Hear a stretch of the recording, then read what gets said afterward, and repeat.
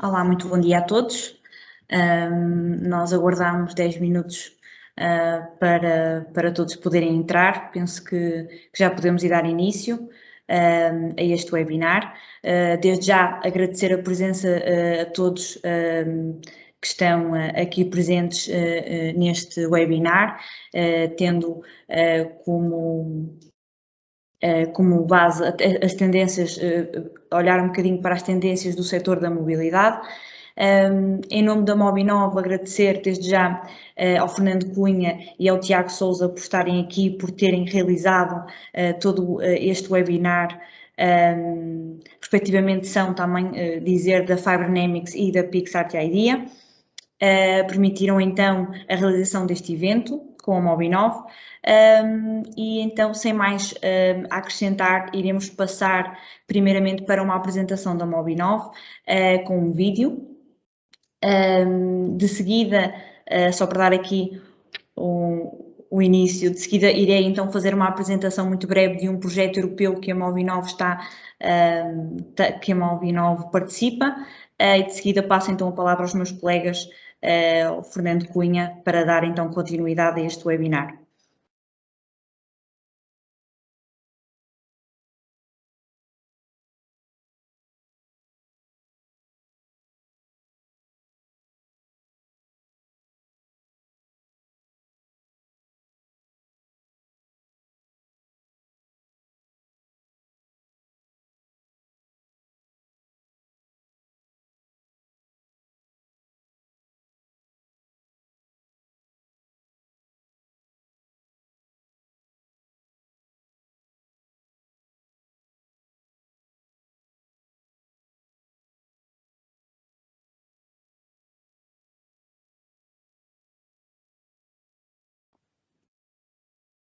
Peço desculpa, vamos só colocar o som, que não estava com som no vídeo.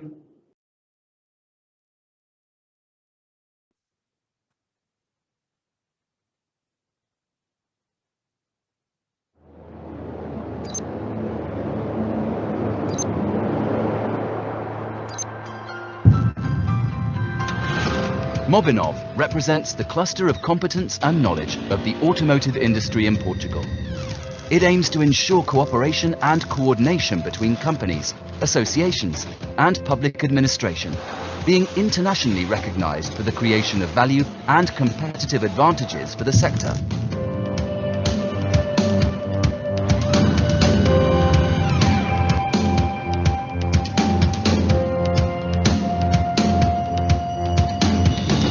Portugal is at present an inevitable and increasingly recognized player in the entire automotive industry. It boasts a robust and competitive production market, increasingly based on long-term commitments. The numbers speak for themselves, as do added values. Research, innovation, design, development, manufacturing and testing of products and services for the automotive industry.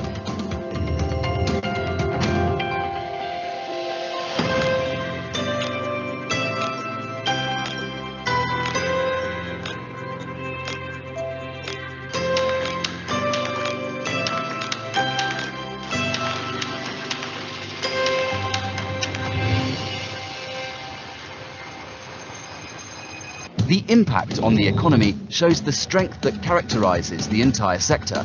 And with energy transition becoming increasingly critical, the commitment is clear. The country will invest roughly 400 billion euros in this irreversible path until 2050.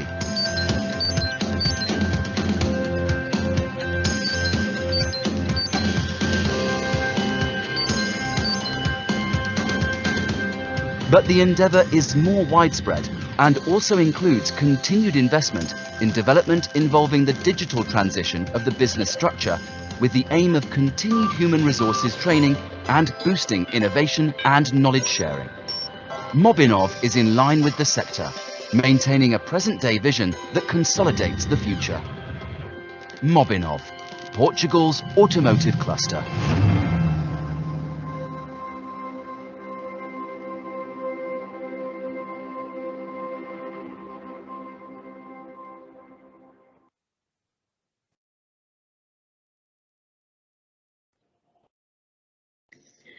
Passaremos então agora para a apresentação, tal como tinha dito no início, de um projeto europeu que já está em execução desde o ano passado, mas consideramos de extrema importância este projeto porque tem uma ferramenta que vai poder continuar a ser utilizada principalmente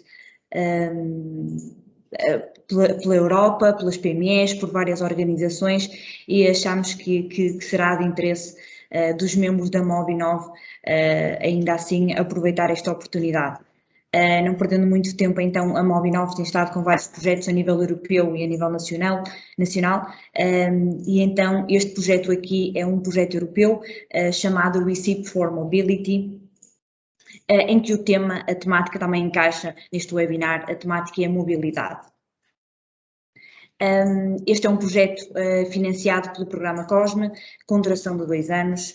Como disse também anteriormente, teve início em fevereiro de 2020 e terminará no próximo ano, sendo que já temos aprovado a continuação deste projeto com um novo projeto, portanto, os inputs deste já tivemos bons resultados a esse nível.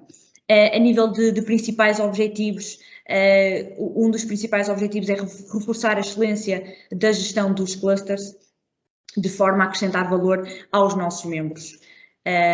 Facilitar também as ligações entre os clusters e os outros ecossistemas na Europa. Depois também, para concluir, para resumir um pouco sobre o que é o projeto, é uma parceria entre 5 clusters de mobilidade, que iremos já ver de seguida, sendo que este projeto é uma das 13 parcerias que tem acesso a uma ferramenta que eu vou falar de seguida, chamada Cluster Exchange.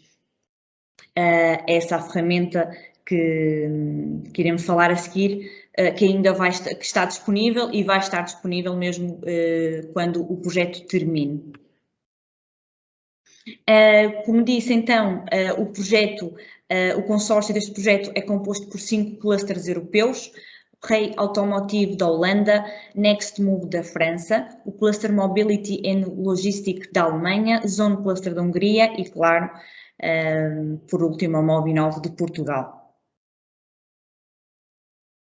Relativamente às atividades que estamos a desenvolver ao longo deste projeto, baseiam-se muito no desenvolvimento de competência, como tinha dito, de gestão de clusters, para impulsionar a excelência na prestação de serviços, na prestação de apoio de serviços às PMEs, o twinning, networking e atividades de colaboração conjunta para apoiar as PMEs, a definição de estratégia dos clusters, tanto a nível de parcerias, tanto a nível individual como em grupo, e, por último, a implementação da ferramenta Cluster Exchange. Relativamente ao público-alvo deste projeto, são então os gestores dos clusters, as PMEs, membros destes 5 clusters, outras organizações e também autoridades regionais e players locais. Relativamente aos serviços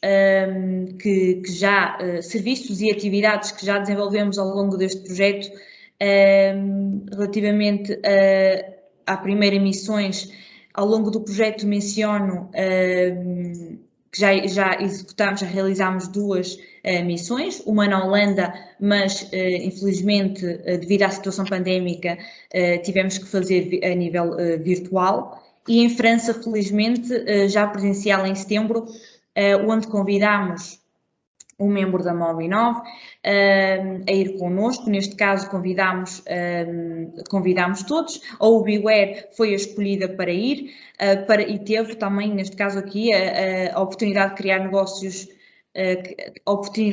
criar negócios, networking, visitar, conhecer outras organizações, entre outras atividades. Falta apenas uma missão, que será na Alemanha, e a agenda deverá ser muito baseada também na missão de França. Portanto, esperemos também poder convidar outro membro nosso a ir connosco para também ter esta oportunidade. Já fizemos também eventos de matchmaking, Portanto, temos aqui, temos várias atividades em que tentamos incluir aqui os nossos membros neste projeto.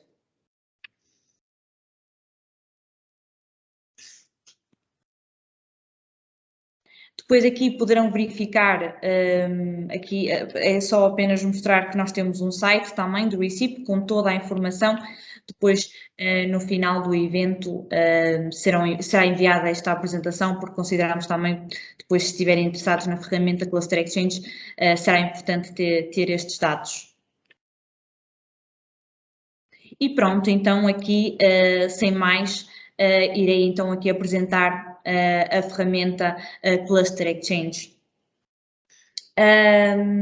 Esta plataforma faz a ligação entre as PMEs, os clusters e outras organizações a nível europeu em todos os setores. Permite a troca de experiências e conhecimento entre duas entidades. Esta troca de experiências, ou chamando também, chamamos nós de Exchange, neste caso pode ser virtual ou presencial. Nós fazemos o registro na plataforma e depois dizemos o que é que estamos interessados em conhecer noutros setores, no nosso setor, mas empresas que nos chamem a atenção que estejam lá. Podemos fazer o match, depois de ser feito o match com as duas empresas, iniciam então a troca de experiência, que pode ir neste caso, de 3 dias a 1 mês. São sempre duas entidades, uma considerada o anfitrião e a outra o visitante. Depois, se for a nível, se optarmos por ser presencial, o que neste momento já é possível novamente, os custos de viagem e alojamento para as entidades visitantes são cofinanciados pela União Europeia. A nível da agenda, que tem que ser mais ou menos, tem que ser estruturada antes de iniciar os exchanges entre as duas entidades, tem muito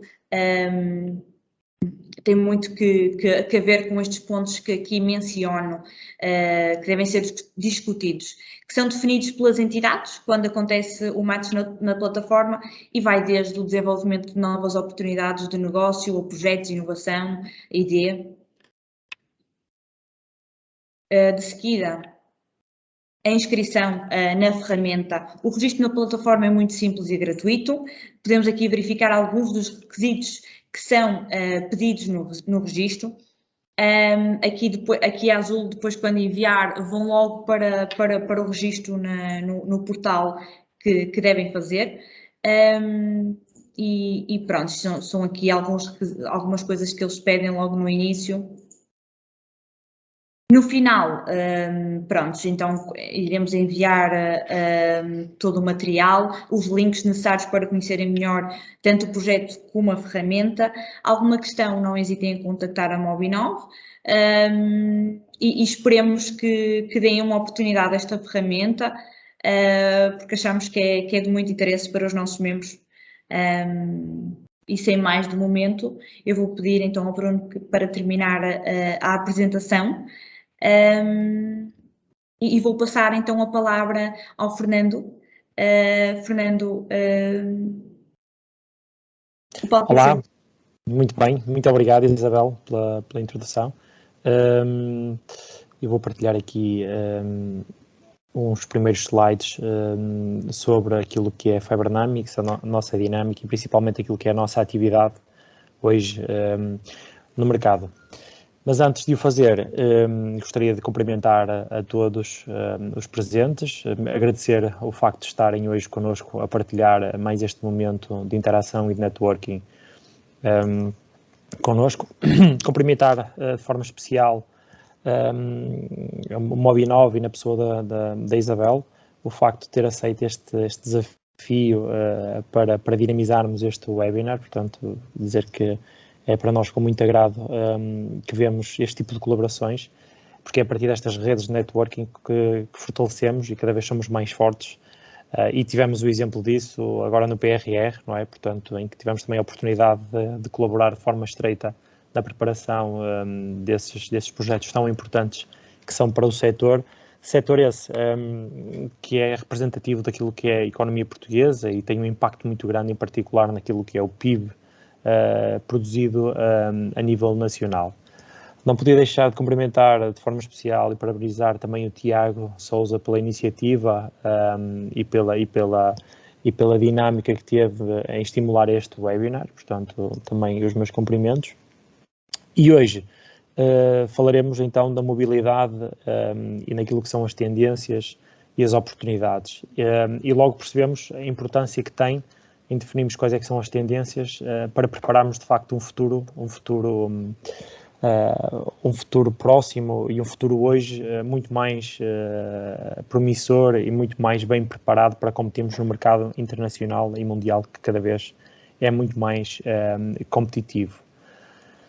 Falar-vos um pouco da Fibernamics é voltar 10 anos atrás e explicar a sua gênese naquilo que foi uma primeira abordagem e um motivo da sua criação. Portanto, nascemos há 10 anos atrás na Universidade de Minho, no sentido de libertar aquilo que era o conhecimento que estava aprisionado dentro das universidades, no sentido de ter uma plataforma que fizesse geração, valorização e transferência de conhecimento nestas duas áreas, portanto, na área das fibras e dos materiais compósitos. Hoje em dia, portanto, a Fibernamics é um instituto, é o mais jovem instituto da Universidade de Minho, portanto, é um instituto de inovação em materiais fibrosos e compósitos e, portanto, tem como seu pilar basal da atuação a premissa assente em 3 grandes tópicos. Portanto, a sociedade, respondendo muito àquilo que são os desafios societais, as empresas, portanto, a necessidade de evoluirmos e criarmos produtos com alto valor acrescentado, e também os centros de saber, que são as universidades, no sentido de conseguirmos criar aqui um matching perfeito, no sentido de criarmos aqui o que nós designamos pelo triângulo virtuoso da inovação.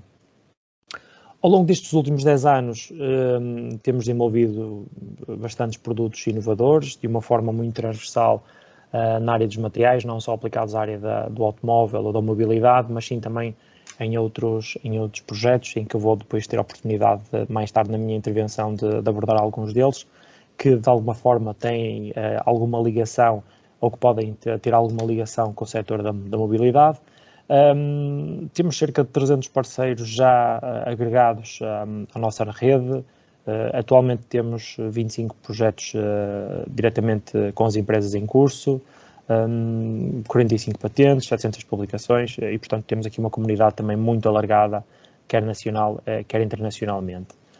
A nível da equipa, atualmente a Fibernamics conta com 45 investigadores, irrequietos e irreverentes, e é isso que também necessita a inovação para que todos os dias seja desafiada e todos os dias traga abordagens que muitas das vezes não são expectáveis no processo de inovação, portanto, e é isso que também que traz uma riqueza muito grande ao processo. Falar-vos um bocadinho do modelo da Fibernamics é inevitavelmente falar-vos daquilo que tem sido a nossa metodologia ao longo dos últimos anos e que veio a amadurecer ao longo do tempo e que atualmente culmina em 4 pilares basais. Um que tem a ver com um pilar mais orientado para o intelligence, portanto, é a partir daqui que nós conseguimos ter a percepção do mercado, listar as oportunidades, definir, perceber quais é que são as tendências, e isso dá-se muito a partir daquilo que são ferramentas de Trend Mapping. Temos uma ferramenta de Trend Mapping que nos permite definir exatamente num determinado tópico qual é a área ou qual é o material que está a ser produzido naquele tópico. Depois também a partir daquilo que é a nossa participação em grupos de trabalho internacionais, e aí vão desde a defesa, quem participamos nos grupos da NATO, da Agência Europeia de Defesa, mas também na participação de clusters, que também são muito importantes no sentido de debatermos e discutirmos as oportunidades. A partir daí, o grande output é, no fundo, o elencar de algumas oportunidades que depois têm que ser respondidas a partir de um pilar de conhecimento. Portanto, e entramos aqui num pilar de ciência, que é a partir daqui que nós geramos todo o conhecimento que depois será convertido em produtos no pilar Technology. Portanto, e é a partir do pilar Technology que se dá aqui a conversão da ciência em produtos. E depois, naturalmente, um pilar muito mais orientado para a parte de negócio, em que nós designamos por business, que tem como objetivo ajudar as empresas a validar os seus produtos no mercado, ajudar a colocar o produto no mercado, que necessariamente pode ser diferente da estratégia tradicional que seguem até então sair fora daquilo que é o seu core business habitual, mas também com um grande output da criação de spin-offs e, portanto, já contamos dentro do grupo empresarial com 4 spin-offs ativas atualmente em áreas estratégicas. O fluxo de pessoas qualificadas é uma realidade e temos que assumir isso como sendo algo positivo também do Instituto Fibronomics. Naturalmente, gerar negócio à volta da inovação e potencial ao máximo, e por isso é que também é importante. E a parte mais importante, sem dúvida, que é o desenvolvimento de produtos e tecnologias inovadoras. Este modelo mereceu-nos a distinção por parte da Comissão Europeia, que considerou o Fibronomics mesmo como um caso de exemplo nas boas práticas no que diz respeito à transferência de conhecimento para o tecido empresarial. E, portanto, também é algo que, de certa forma, está um pouco validado também pela Comissão Europeia.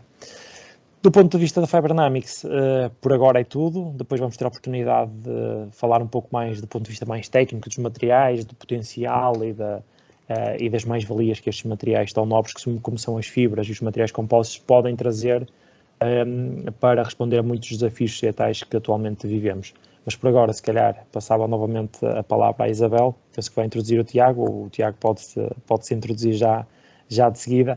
E, portanto, até já então. Muito obrigado.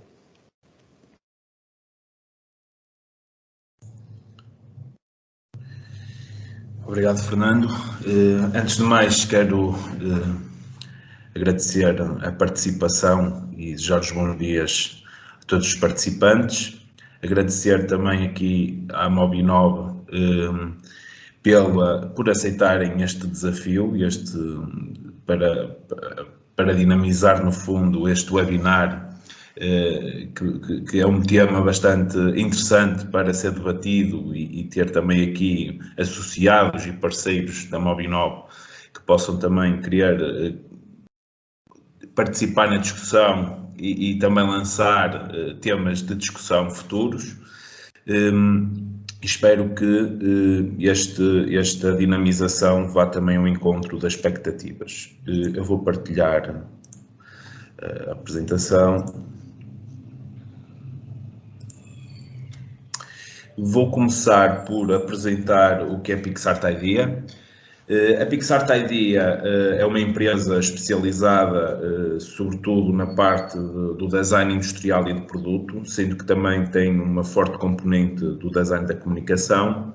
É uma das spin-offs ativas do grupo Fibronomics, nasceu precisamente desta interação com os projetos de investigação e desenvolvimento na área dos materiais flexíveis e compósitos, à base de fibra, e que tenham esta necessidade de serem transportados para o mercado, e aqui o design é uma ferramenta e é um veículo que efetivamente consegue dar uma cara, um rosto àquilo que os colegas da parte técnica desenvolvem.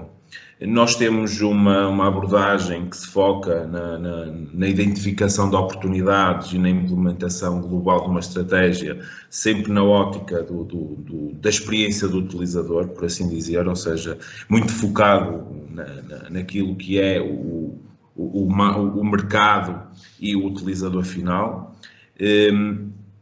Permite também pensarmos aqui como é que uma empresa de design pode ser a ferramenta no processo de inovação da própria empresa, porque efetivamente através de ferramentas como o Design Thinking, biomimética e outras ferramentas podemos efetivamente criar perspectivas diferentes daquelas que são convencionais, e isso define o que é a inovação. Nós somos membros associados da Mobinov, mas também da EAD, na qual também fazemos parte, por também serem áreas estratégicas, nomeadamente a questão do espaço, que são áreas que nós também queremos estar presentes e trabalhar sobre elas. Em termos de processo, nós seguimos uma metodologia muito específica e própria do que é o desenvolvimento de produto. Isto só para contextualizar, no fundo, o que é que uma empresa com estas características pode aportar a um projeto de desenvolvimento. Ou seja, nós temos muito esta questão de definir o problema ou identificar o problema, ou seja, isso é o ponto número 1 e o ponto base do processo e de um projeto de design. Depois, uma forte pesquisa do mercado, do estado da arte, de perceber o que é que está feito, perceber muito o contexto social e económico para conseguir criar aqui algumas bases de justificação e de caminhos. Depois segue a materialização das soluções através de estudos, de desenhos, de esboços, hipóteses, que são base do processo de design, até começarmos a fazer maquetes, a otimizar mais as formas e passar àquilo que é o desenho mais técnico e a definição de materiais, de processos, algumas análises que também temos essa valência mais da engenharia de produto, e até chegarmos a um caderno de encargos e aos desenhos finais, que são depois a base para a produção. Portanto, isto resumidamente. Alguns projetos que tivemos envolvidos nos últimos tempos. É uma empresa bastante transversal, desde de elementos desenvolvidos para a indústria militar, como é o caso do capacete, colete, joalheiras e cotoveleiras para o Ministério da Defesa, até produtos mais de consumo, como é o caso da garrafa com material home compostable, ou outros que são mais técnicos e também nos dá outro tipo de complexidade aos projetos. Isto mostra aqui efetivamente a versatilidade que a Pixart Idea tem e equipa também para dar resposta a projetos dos mais diversos setores industriais. Relativamente àquilo que é o webinar de hoje, nós vamos começar por ter uma visão aqui mais global das tendências e oportunidades no setor da mobilidade, sendo que depois o foco vai afunilar um bocadinho para o que é a indústria automóvel, por razões óbvias, mas claro que quando nós falamos em mobilidade, falamos não só da indústria automóvel. Primeiro ponto e o aspecto essencial quando nós começamos numa pesquisa de mercado é perceber também aqui o contexto socioeconómico e como é que isso afeta as tendências das coisas, não é? E para onde é que nós caminhamos, não é? Claro que hoje são temas que nós todos conhecemos e que ouvimos falar, a conectividade, as cidades inteligentes, a questão da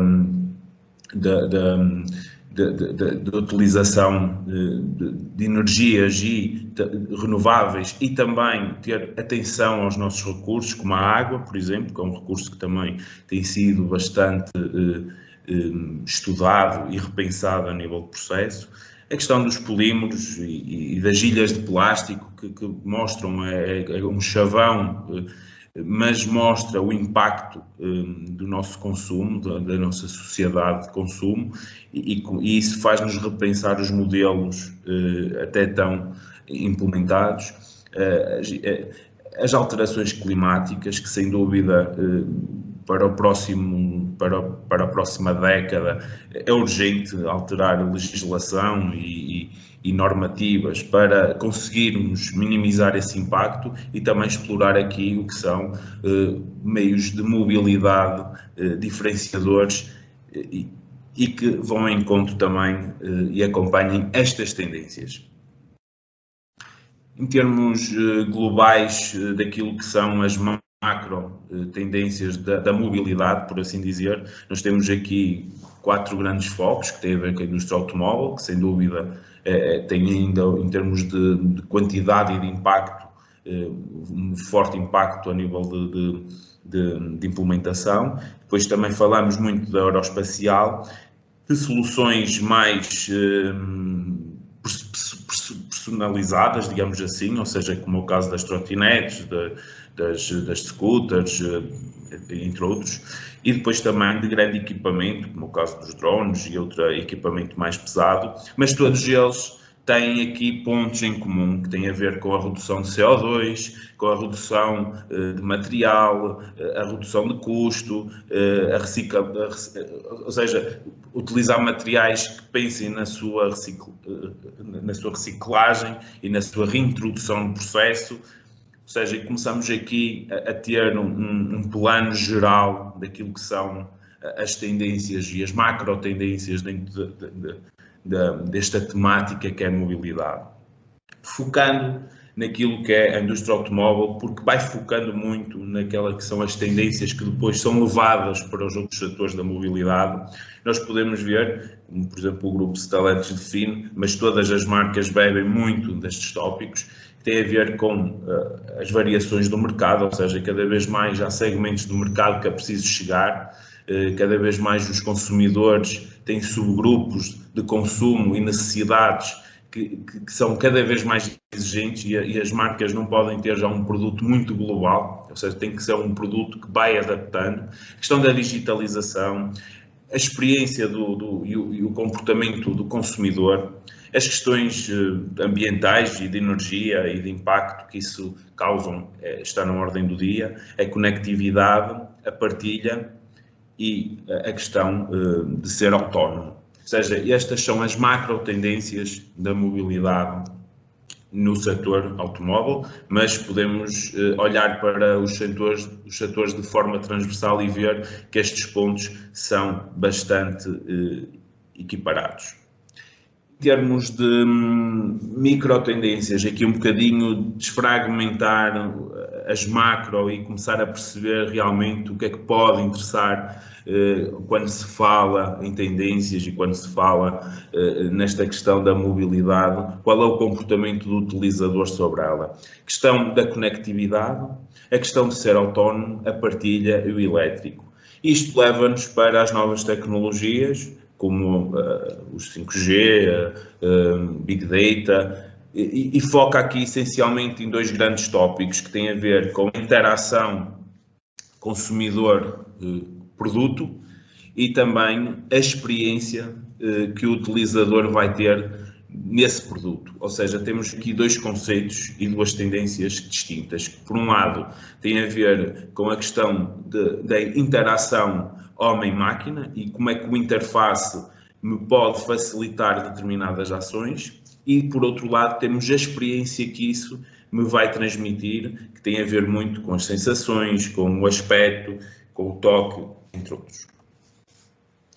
Isto leva-nos a uma visão daquilo que o utilizador, e nós próprios podemos fazer essa reflexão, ganha ao implementarmos este tipo de tecnologias. E há uma coisa que salta logo à vista de todos, que é a alteração do paradigma, ou seja, aquilo que nós conhecemos hoje como o interior do automóvel, altera completamente a experiência enquanto utilizador. Isto leva-nos para novos cenários de atividades, como o relaxamento, o entretenimento, a questão do trabalho, por assim dizer, que são conceitos um bocadinho mais profundos, mas que fazem todo o sentido quando se pensa na globalização e naquilo que são as necessidades e naquilo que é essencialmente o comportamento das pessoas em sociedade.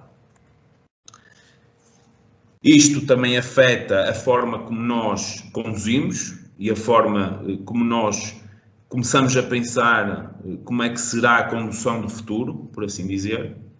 A questão do entretenimento altera. A forma como nós descontraímos e relaxamos e mesmo a forma de nós trabalharmos. Isto leva-nos para alguns subtemas, que é a questão da personalização, ou seja, nós conseguimos adaptar, ou pelo menos o espaço tem que estar cada vez mais apto à adaptação e à personalização, porque as pessoas têm necessidades completamente distintas, têm gostos diferentes, têm sensações diferentes e o interior também tem que acompanhar essa necessidade. A questão da monitorização, não só da saúde, mas também outros tipos de monitorização, ou seja, a capacidade de nós conseguirmos ter outras ferramentas anexadas a essa experiência. A questão do display, do controlo, ou seja, vai requerer novas formas de pensarmos, quer a nível de materiais, quer a nível de processos, quer a nível de formas, de filosofias que nós pensamos sobre o setor. Isso leva-nos aqui a fazer um review geral, algumas marcas em termos de conceptos, que são as melhores formas de nós vermos como é que isto está a avançar a nível de tendências e de oportunidades. E nós conseguimos retirar aqui 5 grandes temas desta análise, não é? Que é a extensão da casa para aquilo que é o interior do automóvel, a questão da tridimensionalidade, ou seja, trabalhar formas tridimensionais, a questão das geometrias e dos padrões também terem aqui um papel essencial, ou seja, se nós pensarmos na decoração de uma sala ou de um escritório, percebemos isso, ou seja, também ganha essa necessidade de se pensar isso para esta experiência de interior. A questão do touch, acho que é incontornável, ou seja, cada vez mais o ecrã, o tátil e essa experiência estão presentes em todas as experiências tecnologicamente avançadas, e é por aí que nós também temos que pensar, e também como é que o design, como é que todo o projeto associado, e aqui quando falo de design não é só o product design, é o design em termos de desenvolvimento de produto, também requer outra filosofia, outra abordagem associada a essa experiência. Em termos gerais, para percebermos aqui um bocadinho o que é que pode ser extraído dessa pesquisa, nós começamos aqui a pensar nos materiais e nas formas tecnologicamente avançadas que são-nos apresentadas como as tendências ou como possivelmente uma procura por uma experiência diferente que pode ser o futuro, não é? E então nós começamos a perceber a flexibilidade, a incorporação de luz, a sinalização, a sinalética, que também ganha aqui um papel fundamental, a questão do toque, ou seja, os sentidos são muito importantes, não só o toque, o cheiro, o ar, ou seja, tudo isso transforma a experiência também do próprio ato de nos movermos, por assim dizer, as geometrias e basicamente isto é muito transversal e começamos aqui efetivamente a ter tópicos muito que se tocam uns nos outros, porque lá está, que estamos a criar estas tendências, são necessidades, são oportunidades que nós conseguimos identificar e que numa pesquisa, cada vez que trazemos mais elementos que estão a lançar, que estão a sair, conseguimos perceber que é por aqui que os construtores estão a pensar ou a prever o futuro. Em termos de resumo daquilo que são as tendências gerais, nós temos os novos designs, a conectividade que tem que estar inserida, a própria arquitetura do objeto que vai transportar, serem superfícies funcionalizadas, ou seja, aqui muito focado na interação, outros elementos como a ativação por voz ou a questão dos ecrãs também do interior, a questão da monitorização da condução e da condução assistida, a incorporação de iluminação e de elementos decorativos no interior, também muito focado nessa experiência. Os novos materiais, ou seja, ter atenção cada vez mais, falamos da sustentabilidade, ou seja, de materiais mais sustentáveis, de processos mais sustentáveis, menos peso e explorar materiais com novas sensações, quer a tipo de toque e de sentimento, e até mesmo explorar outras condições dos materiais. E depois também ter aqui a questão que se levantou com a questão da pandemia, mas que são temas que também têm que se ter em consideração, quer pela acústica, quer pela questão da higienização e pela qualidade do ar, pelos efeitos que também estão associados ao próprio transporte no momento.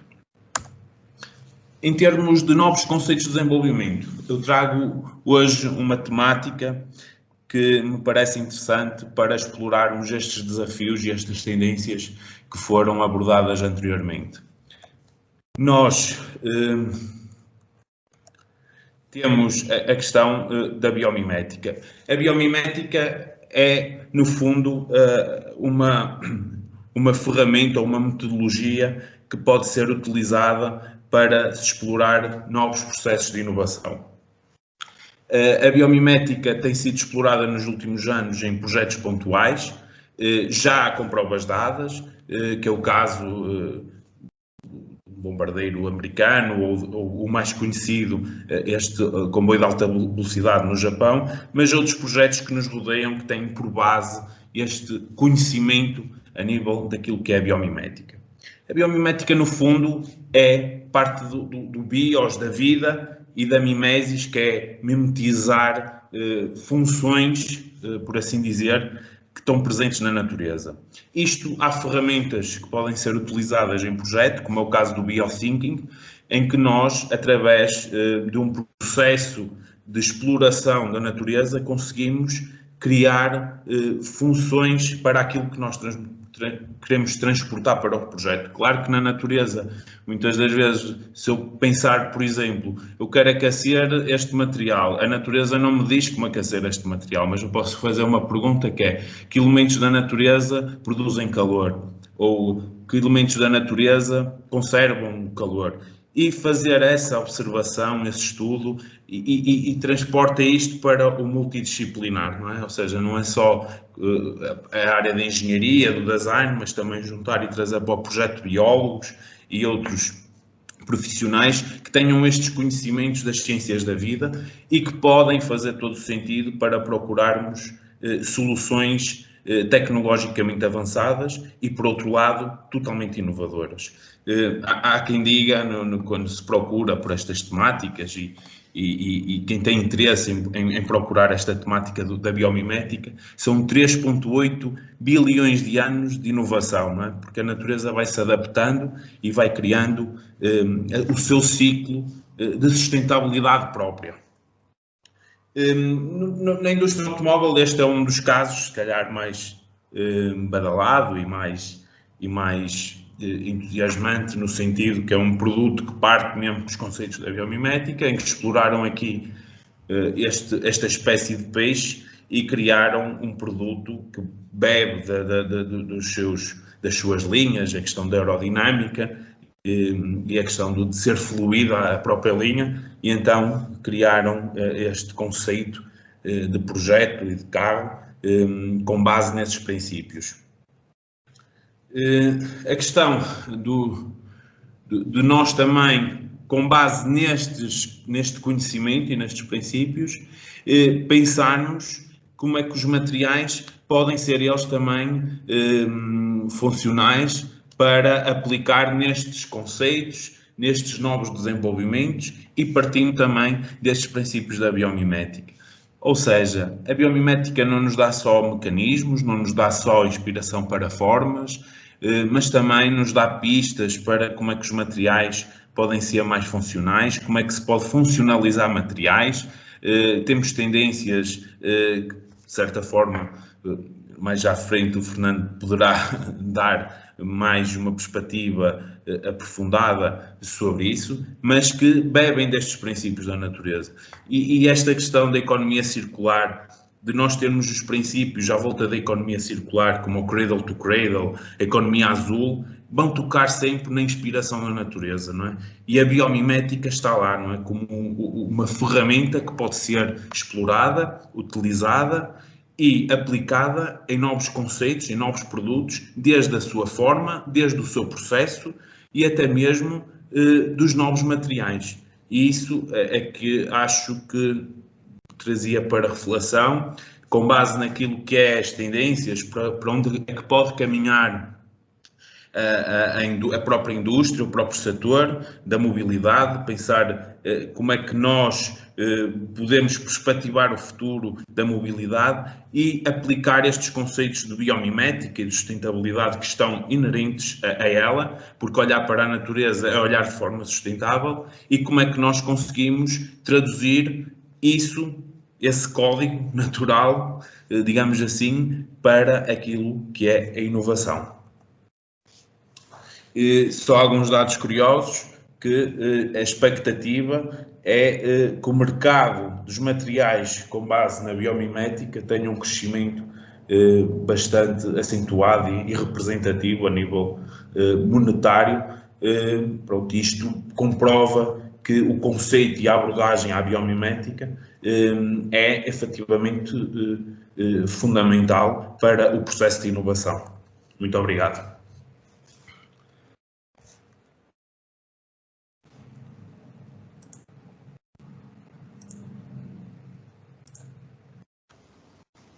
Obrigado, Tiago. Se calhar, Isabel, se me permite, posso dar continuidade Claro então à apresentação. De facto, são sempre apresentações muito inspiradoras e muito interessantes, porque é uma abordagem, se calhar, um pouco menos seguida, mais do ponto de vista de deixarmos que os criativos e a parte de design de produto lidere todo o processo de inovação, quando muitas das vezes não é isso que verificamos, não é? Portanto, normalmente partimos da parte do produto e empurramos depois para a parte de design de produto, potenciar aqueles materiais. Aqui também vimos algo um bocadinho diferente, não é? Que é, portanto, a inovação parte daquilo que é o design de produto. Mas, portanto, lançados agora os desafios e oportunidades e as tendências nesta área, é importante agora percepcionarmos, de facto, o contributo dos materiais que podem dar e até podem ser potenciados no setor da mobilidade. Por um lado, este é um setor de grande desafio, sem dúvida, portanto, porque é importante, é sempre desafiante materializar aquilo que os criativos projetam e convertê-los converter estas tendências, estas inspirações em produtos.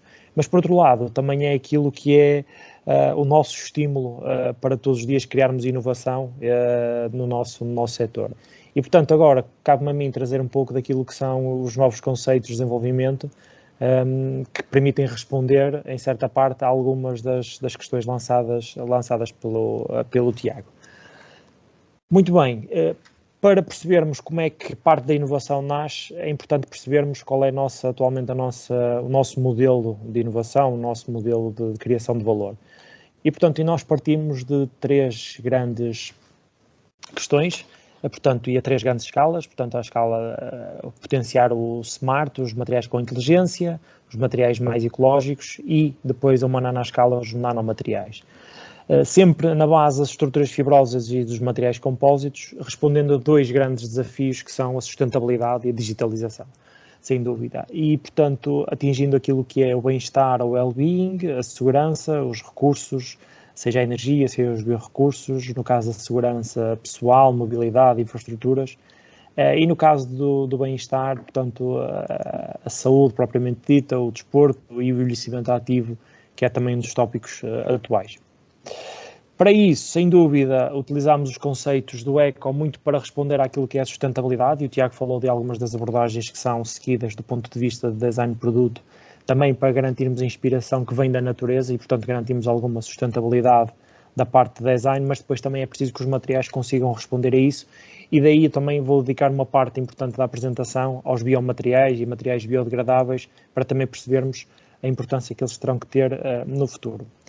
Muitas das vezes nós não conseguimos ter todo o desempenho que necessitamos a uma escala macro, e aí necessitamos de recorrer à nanoscala, à escala que os olhos humanos não conseguem ver os materiais, e porque aí nos permite ter uma área de contacto superficial muito maior do material com a sua compatibilização, e aí procuramos muito mais alto desempenho. E normalmente quando falamos em nano, a nossa tendência é logo fugir para os nanotubos de carbono, os grafenos, que são algo visto que até com algum contrassenso no que diz respeito à ecologia. Mas, hoje em dia, do ponto de vista de nano, também trabalhamos com muitos materiais que já são naturais pelos próprios, como é o caso da nanocelulose e, portanto, outros materiais que têm também desempenho muito interessante e que podem também eles serem potenciados. E depois, por fim, um conceito muito mais orientado para os smart, muito procurando aquilo que é tornar os materiais, permitir que os materiais deixem de ser passivos e comecem a ser ativos, ou seja, responder a um determinado estímulo, e que tantos exemplos o Tiago deu daquilo que são a cabine interior e da necessidade de termos esta adaptabilidade, não só a mim, mas a todos nós que temos vidas completamente diferentes e desejos totalmente diferentes. Portanto, e o veículo também tem essa capacidade, os materiais, de responderem a essa adaptabilidade sem necessitarmos de tirar peças, mas sim que o próprio material responda a esse estímulo externo. Naturalmente, ao falarmos em nanomateriais, também muitos destes nanomateriais são inspirados naquilo que são a natureza e, portanto, percebemos também que que o nosso grande desafio é criar estruturas fibrosas, criar compósitos que, no fundo, mimetizem aquilo que é também a natureza. Portanto, e aqui pensamos muito naquilo que é o natural e como é que nós conseguimos passar do natural para aquilo que é engenheirado pelo homem, aquilo que é produzido em laboratório e aí vemos que rapidamente conseguimos ter aqui um grande conjunto de desafios. Aqui sempre à escala nano, micro, macro e, portanto, ter soluções multi-escala para termos aqui a combinação de diferentes mundos do ponto de vista de escala. Claramente, quando nós não conseguimos ter funcionalidades à macro-escala, necessitamos muito de recorrer à nanoscala para termos aqui a funcionalização com nanopartículas, se queremos adicionar um determinado aroma, uma funcionalidade que permita ter os materiais impermeáveis e, portanto, aqui estamos sempre a falar da interação de fibras com um determinado sistema de partículas que cria aqui um complexo com uma determinada funcionalidade que é muito importante hoje em dia. E que importância teve e relevância teve, por exemplo, no combate à pandemia, em que nós conseguimos funcionalizar com nanopartículas, por exemplo, com agentes antivíricos, para permitir que possamos partilhar do mesmo espaço. Um dos exemplos que temos é, atualmente na Carris, desenvolvemos uns tecidos com essa capacidade antivírica, para que em transportes coletivos haja uma certa segurança de todos e consigamos rapidamente neutralizar, seja vírus, mas seja bactérias. Depois, o que nós fazemos é muito pegar nessas fibras, na nossa matéria premium, e transformar essas fibras, combiná-las em estruturas fibrosas, portanto, orientar essas estruturas para permitir ter diferentes complexos, desde logo materiais com elevada deformação, mas que mantenham um determinado nível de carga ou um nível de performance. Casos como, por exemplo, este caso que vemos aqui, que é da área balística, que vemos aqui um projétil e que desenvolvemos soluções para que possam bloquear e absorver toda a energia via um projétil, mas também estruturas 3D funcionalizadas em que nós desempenhamos e que projetamos a estrutura para que ela funcione como um todo. Por exemplo, no caso da absorção de umidade, a superfície fica completamente seca, mas depois temos aqui uma zona de retenção de umidade em que nos permite trabalhar. Isso permite-nos aumentar muito o conforto térmico, ou desde logo estruturas muito mais avançadas, que são casos das estruturas osséticas, em que nos permitem ter aqui uma alta absorção de energia, que, por exemplo, podem ser utilizadas na parte da frente dos veículos para minimizar aquilo que é a transferência de carga, por exemplo, num embate, num atropelamento de um peão, para que não passe tanta energia para o próprio peão. E, portanto, isto é apenas um overview daquilo que podem ser algumas potencialidades a partir das estruturas fibrosas. Depois, uma área que para nós também é muito importante e que temos trabalhado com muito afinco tem a ver com os materiais fibrosos e compostos inteligentes, ou seja, conseguirmos dar inteligência ao material por si só, e principalmente o grande desafio é pegarmos em materiais que por si só não têm qualquer inteligência, como é o caso, por exemplo, das fibras naturais, o sisal, o linho, o cânhamo, e dotá-lo dessa inteligência a partir da funcionalização dos materiais, que, por exemplo, nos permita a detecção de umidade, identificação da presença de líquidos, ou a leitura da biomonitorização, por exemplo, de um determinado condutor para verificarmos se ele tem fadiga, se não tem, ou o simples facto de termos condução de energia e a partir daqui da condução de energia conseguimos criar, por exemplo, eletroestimulação, aquecimento, condução de energia, botões, portanto, como o Tiago estava a apresentar anteriormente, só com um simples passar da mão, sem o touch, e portanto aqui uma panóplia de oportunidades. Eu aqui neste ponto digo sempre que, neste caso, quando conjugamos a potencialidade dos materiais fibrosos juntamente com a parte eletrónica, o nosso limite é a imaginação, não é? Portanto, quase que conseguimos fazer quase tudo a partir daqui, não é? E portanto, isso torna-nos muito mais importantes. Uma outra área que também temos trabalhado é, por exemplo, na área da inteligência. Depois vou trazer um pouquinho mais com profundidade materiais que temos desenvolvido para substituir o aço no reforço estrutural, em que nós conseguimos ter aqui a capacidade de monitorização desse próprio material, ou seja, conseguimos saber em tempo real qual é o estado de formação desse próprio material, ou conseguimos saber qual é o nível de carga que ele tem, não é? Por exemplo, depois também muito mais naquilo que são os compostos de elevada capacidade de carga, e aqui termos materiais muito mais leves do que os materiais tradicionais para o mesmo nível de carga, e aqui entrando muito com a questão das simulações, com a prototipagem muito em escala real, portanto é algo que também conseguimos. Mas acima de tudo é preciso perceber exatamente as grandes tendências e aquilo por onde é que a ciência e a tecnologia nos está a levar. E aí é inevitável nós percebermos que um dos grandes drivers é claramente percebermos qual é o comportamento da sociedade e principalmente percebermos que a nível de população mundial nós estamos cada vez mais a crescer. Isso tem criado uma pressão muito grande naquilo que são os recursos a nível mundial. E aqui entramos já muito na área da sustentabilidade e da economia circular, porque de facto é algo que é preocupante. E é preocupante não só para a sociedade em geral, mas também para a indústria da mobilidade em particular, porque hoje em dia sentimos que está a existir uma grande pressão sobre o setor, por exemplo, do automóvel, no sentido de termos soluções cada vez mais sustentáveis, e aqui entenda-se minimizarmos claramente aquilo que é o resíduo na altura da produção, mas em caso que não é possível reduzir ou que reduzimos ao máximo, a capacidade de valorizar depois esse resíduo em novos produtos. E essa capacidade vai até ao limite de nós querermos ter, a partir do resíduo, a mesma matéria-prima que dê origem àquela construção daquele resíduo. Portanto, e essa é a grande tendência, é o grande desafio. Mas percebemos que cada vez mais estamos a produzir inúmeras quantidades de resíduos, e isso é algo que é completamente preocupante a nível mundial.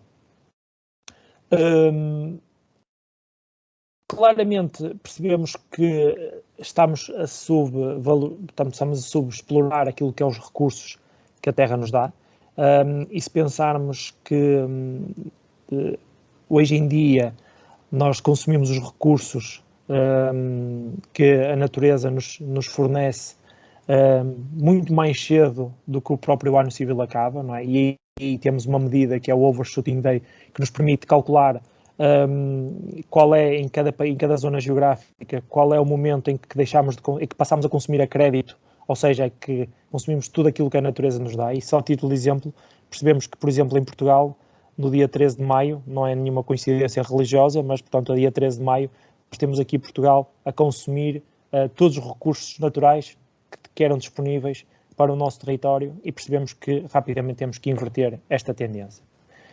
Mas a história mostra-nos que é muito difícil e que está a ser muito difícil combatarmos isso. Desde logo percebemos que a última vez que isso aconteceu foi em 1969, em que percebemos que o Overshooting Day foi zero, ou seja, significa que a partir daí verificamos que quase sempre consumimos mais, ou sempre consumimos mais do que a natureza nos conseguia dar.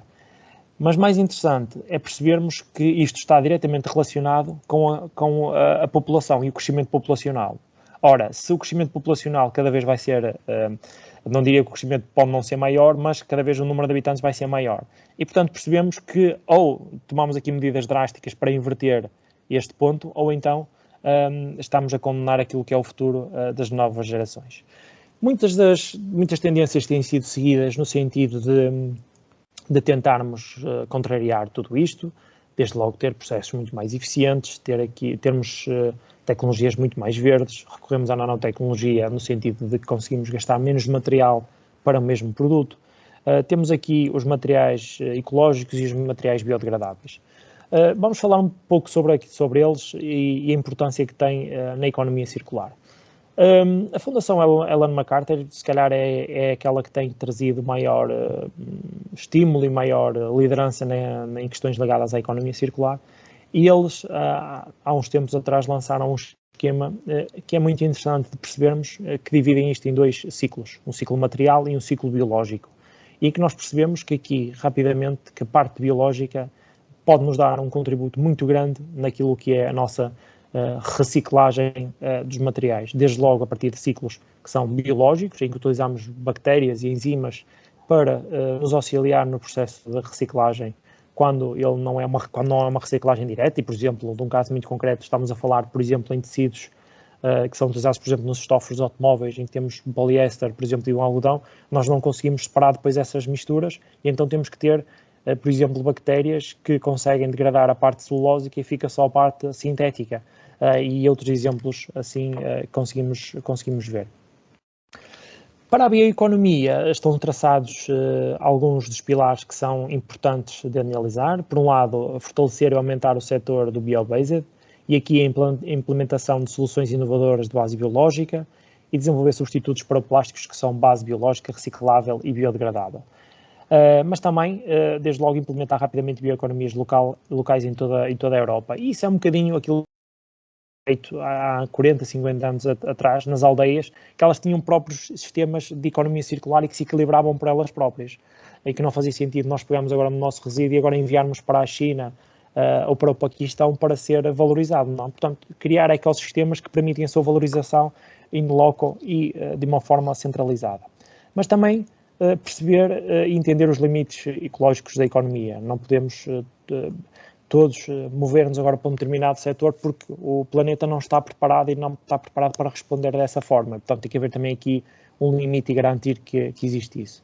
E depois, existem aqui os objetivos para a implementação dessa estratégia, não é? Portanto, desde logo, a garantir a segurança da alimentação e nutrientes, gerir os recursos naturais de forma sustentável. E eu destacava aqui uma coisa bastante importante, que é a redução da dependência de materiais não renováveis. E aqui na parte da bioeconomia deverá contribuir com metas climáticas da União Europeia em cerca de 32%.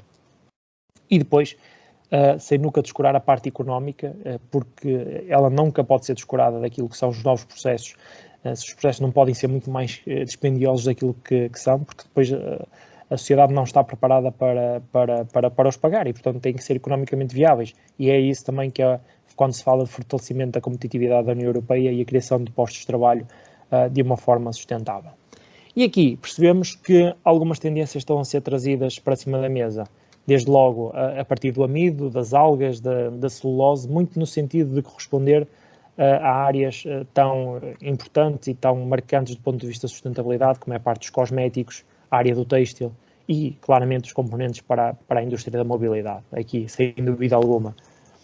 Mas também tem sido um pouco mais além, e a partir daquilo que são resíduos biológicos e resíduos marinhos, nós conseguimos ter aqui bio-based plastic ou, portanto, óleos aqui para a parte das farmacêuticas, que têm mostrado um potencial muito grande no sentido de trazermos aqui isso.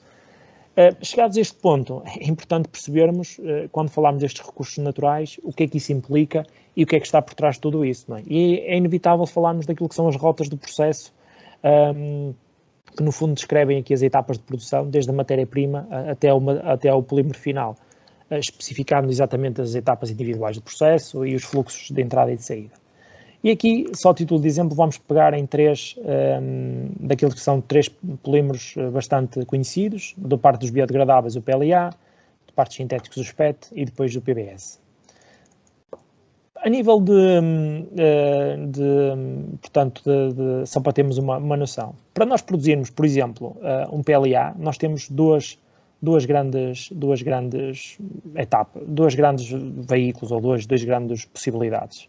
Ora através da cana do açúcar ou do açúcar da batata, ou através da batata, do milho, e em que nós podemos ver que em cada um desses processos Por exemplo, para produzirmos, por exemplo, uma tonelada de PLA, nós necessitamos de 1,47 toneladas de açúcar, 11,31 toneladas de cana-de-açúcar, e isso implica termos cerca de 0,16 hectares de terreno e um consumo de 2.370 metros cúbicos de água. Portanto, isto também nos faz pensar naquilo que é o equilíbrio do material.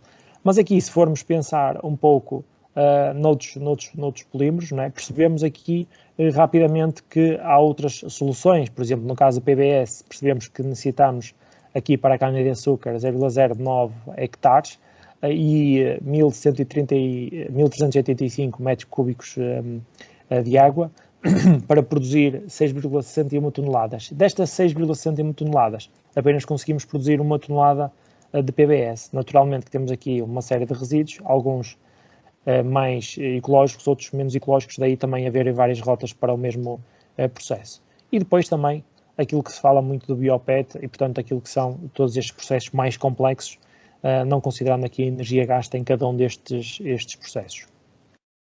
Falando agora um pouco mais dos projetos e aquilo que temos vindo a desenvolver, como é que nós conseguimos converter toda esta ciência e esta tecnologia em produtos, gostaria de destacar aqui 4, 5 projetos em que resultaram produtos bastante interessantes. Um deles foi na área portanto, com a TMG Automotive, em que nós desenvolvemos aqui um novo material de acabamento para o tablier com base em fibras naturais. Ora, o facto de nós utilizarmos fibras naturais, temos algumas dificuldades, nomeadamente logo a nível de compatibilidade daquilo que são os materiais naturais com os materiais poliméricos, não é? Portanto, e aqui necessitamos o quê? Portanto, de fazer tratamentos que nos permitam remover parte das sujidades e, portanto, de uma camada mais hidrofóbica superior das fibras naturais para se poder ligar com, por exemplo, os TPOs, no sentido de termos aqui um compósito com fibras naturais. Portanto, e aqui podemos ver alguns dos materiais que foram capazes de ser produzidos, portanto, todo o processo de extrusão em que nós adicionamos fibra de coco e fibra de sisal e que não perderam nunca a sua capacidade, por exemplo, de termoformação ou de alongamento do próprio material. Foram feitos inúmeros estudos do ponto de vista dos tratamentos, com esse tratamento, no sentido de termos todo este produto. Um outro projeto que nós desenvolvemos foi na área da reciclagem da fibra de carbono. No caso da fibra de carbono, esta fibra de carbono provenia daquilo que era a série M da BMW dos tejadilhos, em que nós verificámos que a cada 3 tejadilhos havia um que era desperdício de fibra de carbono, e aqui havia duas hipóteses. Ou nós fazíamos um downcycling daquilo que era o seu valor no mercado, ou seja, estamos a falar de fibras orientadas direcionalmente de carbono, no sentido de termos aqui grandes propriedades mecânicas, mas podíamos descer a nível de propriedades mecânicas, mas temos igualmente um produto, ou então entrar num processo de pirólise que permitia a recuperação da fibra de carbono, mas tinha custos energéticos e custos do ponto de vista monetários muito grandes para o mercado, e portanto optámos por este ponto. E aqui optámos também por uma coisa muito interessante, que foi a capacidade de nós conseguimos também termos aqui materiais com iluminação e adicionarmos aqui materiais com iluminação no próprio material.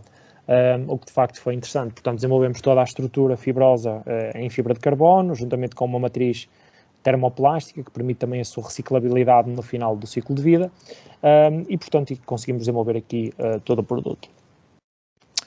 Um outro projeto também na área da mobilidade e que também cruza outros setores, portanto cruza outros setores porque o resíduo que nós utilizamos foi um resíduo de EVA proveniente do calçado, em que nós trouxemos estes resíduos para desenvolver componentes para o automóvel, e vemos aqui um apoio de braço que foi desenvolvido a partir dos resíduos de EVA, teve um processo de reciclagem mecânica, depois um processo de reciclagem química e a formação da peça deste material, sem adicionar qualquer tipo de aditivo ou algum tipo de ligante. Portanto, isto é a partir das propriedades físico-químicas de ligação entre as várias partículas. E, portanto, este projeto teve ainda o efeito arrastador e mobilizador noutras áreas de negócio, nomeadamente na área da arquitetura, em que foram também desenvolvidos módulos de revestimento, mas também a área da defesa e proteção pessoal, em que se conseguiu desenvolver materiais com alta absorção de impacto e alta absorção de energia. Também na área dos compósitos inteligentes, e que agora também estamos num grande projeto com uma grande construtora, portanto, temos aqui a capacidade de, no próprio material compósito, nós conseguirmos dotar esse material compósito de iluminação, e o que vemos aqui não são placas rígidas, são placas totalmente flexíveis, em que nós criarmos o nosso próprio, podemos chamar assim, OLED, dentro do material, com a capacidade de acompanharmos as formas, termos esta flexibilidade associada a todo o processo. E, portanto, aqui vemos alguns dos materiais com ou sem iluminação no mercado. Depois, com a ação na indústria, principalmente com portanto, a Surforma, nós desenvolvemos aqui um produto que, no fundo, revolucionou aquilo que era o processo produtivo da sauna antigamente, portanto, no que diz respeito aos termolaminados que são utilizados, são produtos que são utilizados no interior dos aviões, no interior dos autocarros, no interior dos comboios, para dar a componente de revestimento e de acabamento dos próprios materiais, e esses produtos, até então, não tinham a capacidade de serem termoformados, ou seja, de ter a capacidade de dobrarem, termos a capacidade de dobrar, mas também a capacidade de reciclagem no final do ciclo de vida. Portanto, isso cada vez mais é importante para nós. E foi isso que nós fizemos. Portanto, o que é que nós fizemos? Demos estas características a todo este material, entrando aqui com drivers como a questão do custo, de baixar a compatibilidade das fibras, por exemplo, do papel craft, aumentarmos a resistência ao fogo, o desafio das elevadas temperaturas de fusão dos próprios materiais, e, portanto, chegamos aqui a um produto que atualmente está a ser comercializado no mercado e que nos permite, permite à Sonai produzir placas, e a partir dessas placas, depois o cliente final consegue dobrar em diferentes formas, no sentido de termos materiais com diferentes propriedades, e com esta capacidade de reversibilidade do próprio processo. Portanto, e aqui, claramente, os arquitetos e os designers gostam muito disto, porque conseguem potenciar e ter novas liberdades de forma do próprio material, além da sua leveza associada ao produto. E, portanto, eram estes alguns dos exemplos que tinha para vos trazer hoje, estando aqui também disponível para a parte das questões, em que possamos também conversar um bocadinho mais à frente.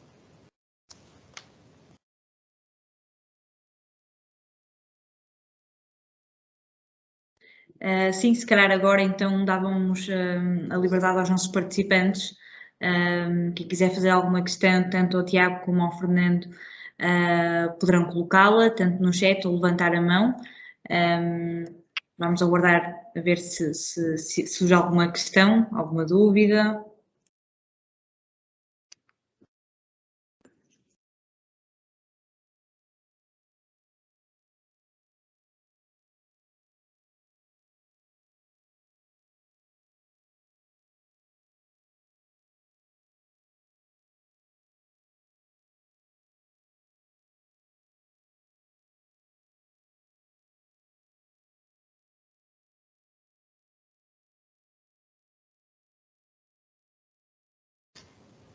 Parece que fomos bem explícitos na... Exato, eu ia dizer isso mesmo. Não sei se depois Não, obviamente, depois, sim, podemos vir também partilhar as nossas apresentações, em que colocamos também lá os nossos contactos, e depois também podemos trabalhar um pouco mais de forma personalizada alguma questão que possa surgir, não é? Sim, este webinar, só para informar também, foi gravado, portanto depois também vai estar disponível para todos os participantes, mesmo quem não conseguiu estar aqui presente, depois também vamos colocar nas nossas redes sociais e site, e YouTube também. Bom, prontos, resta-me então resta-me agradecer a participação de todos, em especial então do Tiago e do Fernando. Acho que foi um webinar muito interessante, muito benéfico. Acredito que também terá acrescentado conhecimento e uma nova visão das tendências do setor da mobilidade, sendo um setor muito importante para nós. Eu, da minha parte, dou então assim por encerrado o webinar. Mais uma vez, obrigado a todos os presentes e um resto de um bom dia. Sim, peço desculpa, há uma questão, Bruno? Surgiu uma questão, então. Vamos a isso? Sim, está no chat? Sim.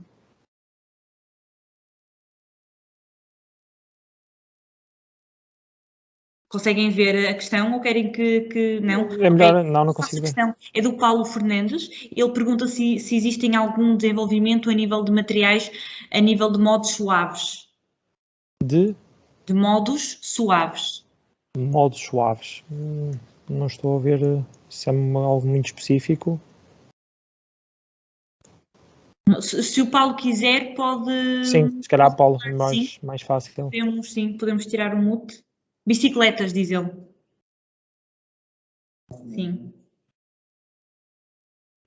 Mas se quiser, Paulo pode... Se calhar o Paulo pode.